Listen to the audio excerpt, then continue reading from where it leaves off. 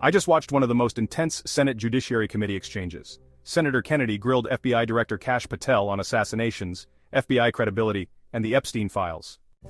The Senate questioned recent high-profile political assassinations. Kennedy pressed Patel about the Charlie Kirk case in Utah. Patel confirmed the suspect was caught in 33 hours. In Minnesota, the suspect in Representative Melissa Hoffman's assassination was caught within 48 hours. Patel said the investigation is ongoing, hinting others may be involved. Mr. Director,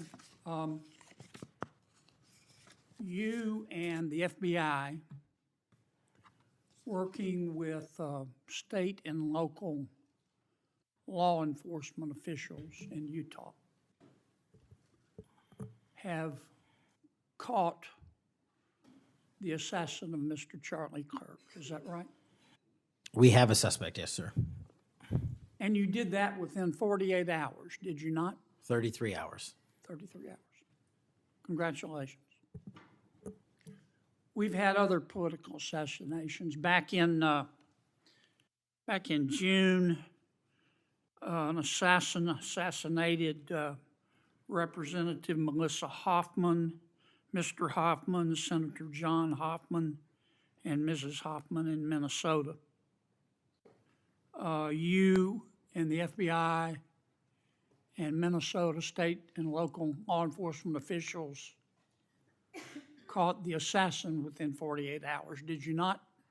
I believe that timeline's correct, Senator. Congratulations. Sometimes we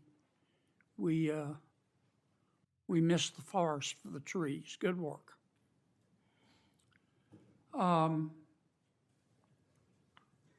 Did Mr. Kirk's assassin act alone?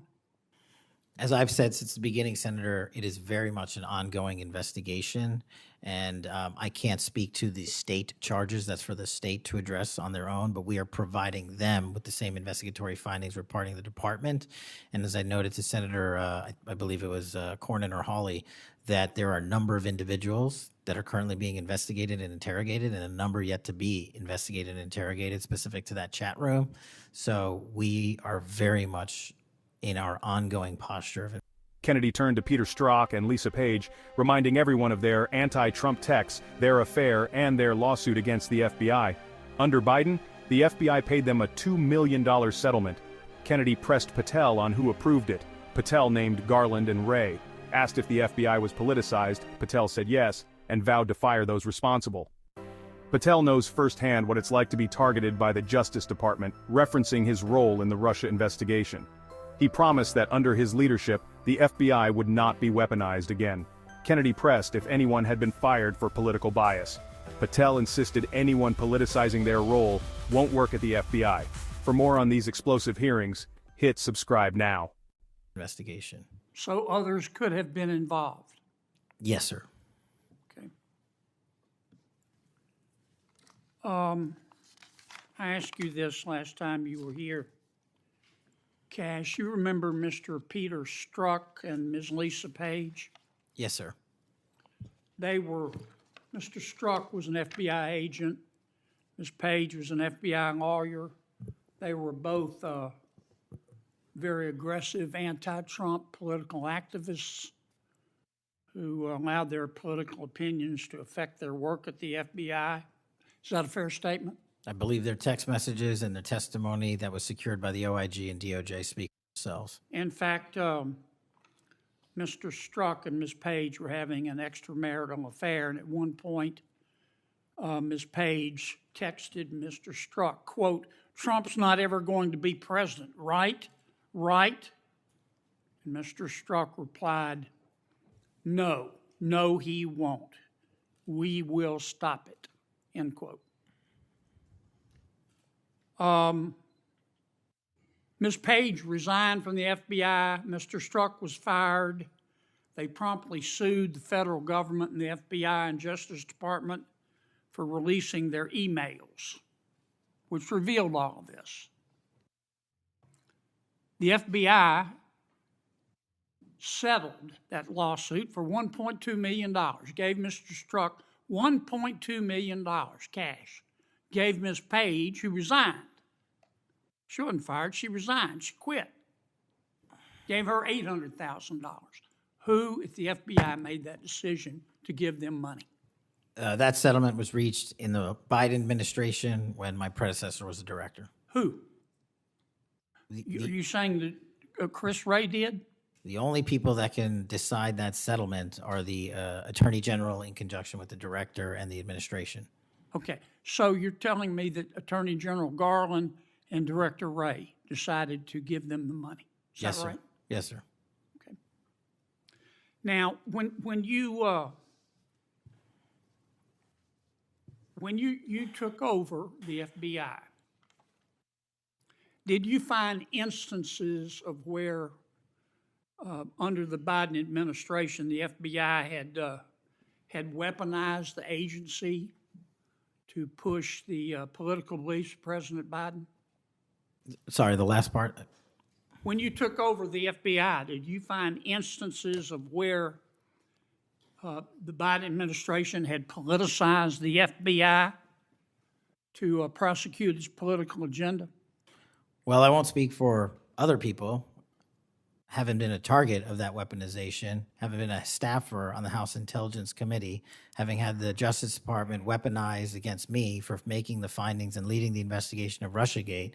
I know what that feels like, and that's why as the FBI director, I'm committing to not ever have that ever happen again, but I'm also committed to fully investigating what was done, and that matter is still ongoing. So I take it your answer is yes. Yes, sir. And you're firing those people, is that right? Anyone that politicizes their job at the FBI will not work at the FBI. Okay. You've heard some of my colleagues either implicitly or otherwise suggest that you have politicized the FBI to prosecute the political beliefs of President Trump. Is that true? The most controversial moment, the Epstein files. Kennedy pressed Patel, did Epstein traffic minors to others? Patel replied, the files show no credible evidence Epstein trafficked anyone else. Kennedy pushed for more, but Patel insisted, only Epstein himself. He noted the Trump administration reopened the case, but the investigation was limited from the start. Kennedy demanded answers. Americans deserve to know who else Epstein trafficked victims to. Patel promised transparency, but warned the case was botched years ago, limiting what can be revealed. If the original investigation had been thorough, Epstein wouldn't have been shielded by a non-prosecution agreement. I don't know how that can be true when the stats that I cited, to include the 23,000 arrests, 6,000 weapons seized, 1,600 gang and criminal enterprise organizations, 4,700 children found and rescued, more enough fentanyl seized to kill a third of America. The men and women of the FBI are now on an apolitical mission, and this is why the numbers are historic in 7 Have you months. fired people because they voted for Vice President Harris? I don't ask people who they vote for, and neither does the FBI. Okay. But you've given people polygraphs, have you not? Many people in the FBI take polys. The FBI does that all the time. Yes, sir. Does it not? Yes, For sir. a long time, is that correct? Decades. All right. I want to ask you about the Epstein files. Have you seen the Epstein files? I have not reviewed the entirety of it myself, but a good amount. Would it be fair to say that Mr. Epstein trafficked young women, including, in some instances, minors, for sex to himself? That was specifically the allegations in the 2018 indictment in the Southern District of New York. Okay.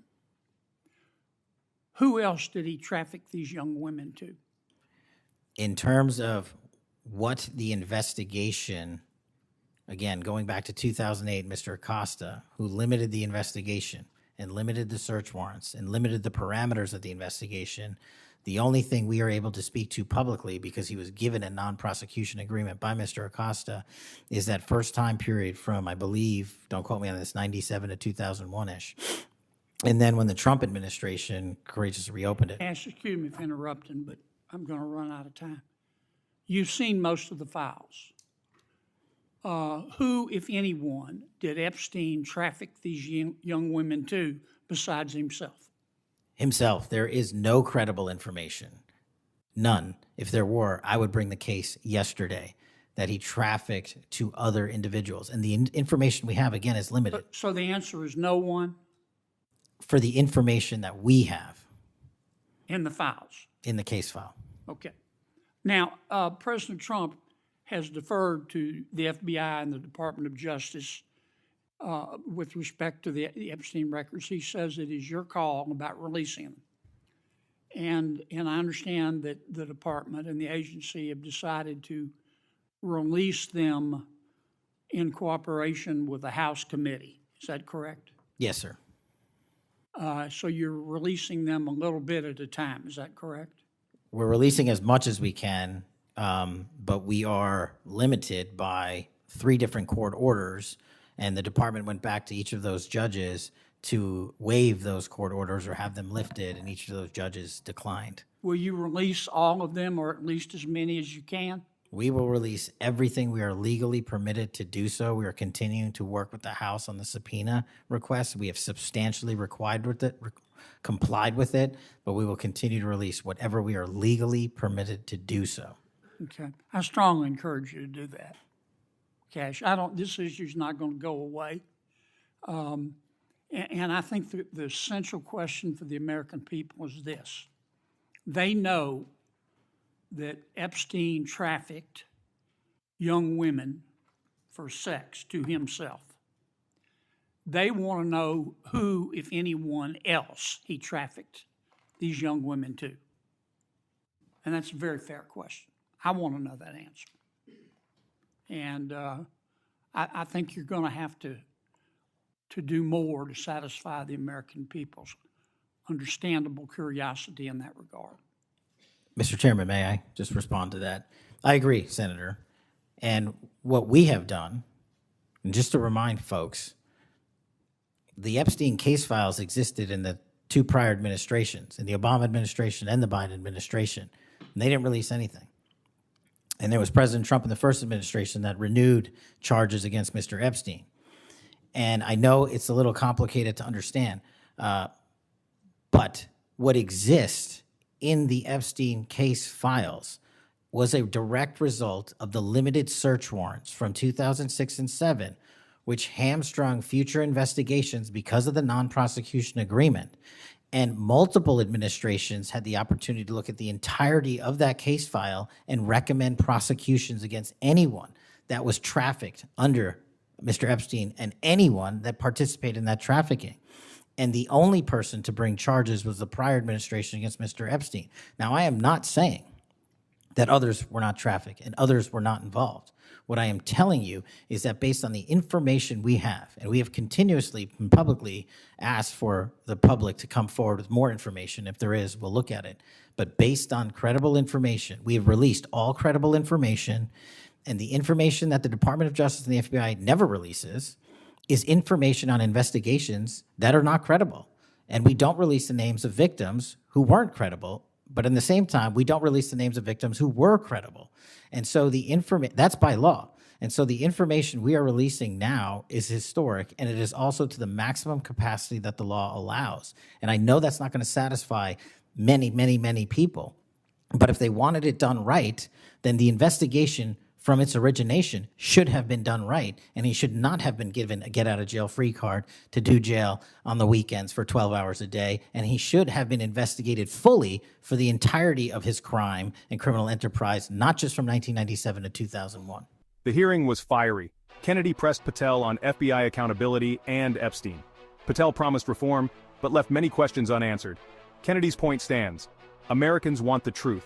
Like, share, and subscribe for more coverage. Thanks for watching.